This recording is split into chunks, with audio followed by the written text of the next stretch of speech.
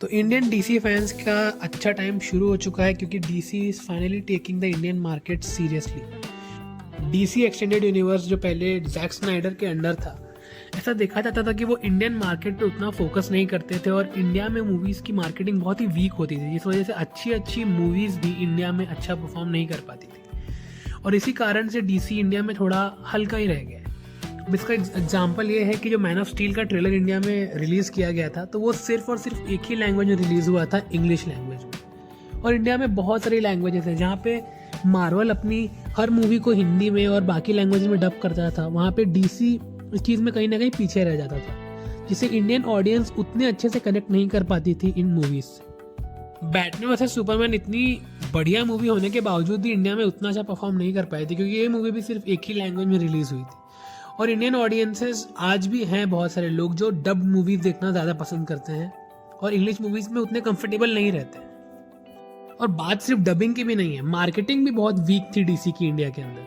जैसे मार्वल अपनी हर मूवीज़ को इतना प्रमोट करता था, इनफैक्ट वो एवेंजर्स एंड गेम के पहले उन्होंने कुछ तो एंथम भी निकाल दी थी इंडियन ऑडियंसेस के लिए। तो इस चीज़ में डीसी पीछे रहता था और डीसी की बड़ी से बड़ी मूवी भी सिर्फ एक ही लैंग्वेज में रिलीज़ होती थी और बहुत पुअर मार्केटिंग होती थी। लेकिन अब जो डीसी के नए सीईओ हैं जेम्स गन, उनके अंडर ये चीज़ थोड़ी चेंज हो रही है। हाल ही में उन्होंने एक फ़ैन को रिप्लाई दिया था कि कैसे वो इंडिया और चाइना में अपनी मूवीज़ को प्रमोट करने वाले हैं।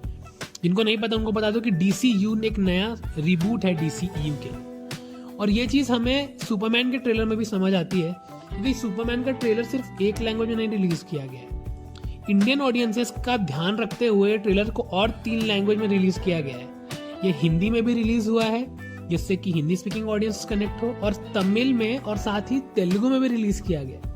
इसका मतलब ये मूवीज़ भी इन तीनों लैंग्वेज में रिलीज़ होंगी और इससे पता चलता है कि कैसे अब डीसी इंडियन फैंस के वो रिस्पेक्ट दे रहा है जो पहले उन्हें नहीं मिलती थी। इस मूवी को आने में अभी 6 महीने से ज़्यादा टाइम बचा हुआ है, तो हम लोगों को ये भी बहुत एक्सपेक्टेशंस है कि इसकी मार्केटिंग भी इंडिया में बहुत अच्छी तरह से की जाए, जैसे मार्वल अपनी मूवीज़ की करता है। अलग अलग तरीके हैं इंडिया में मार्केटिंग करने का। हो सकता है कि वो लोग इंडिया में एक विजिट भी दे सकते हैं क्योंकि इंडिया एक बहुत बड़ा मार्केट है कॉमिक बुक मूवीज़ के लिए। और डीसी को अगर मार्वल की बराबरी करनी है तो उन्हें इंडियन मार्केट को तो कैप्चर करना ही पड़ेगा। तो क्या लगता है आपको, ये स्टेप उठाने के बाद DCU क्या इंडिया में MCU से कम्पीट कर पाएगा अच्छे से? कमेंट सेक्शन में ज़रूर बताएं। Thanks for watching.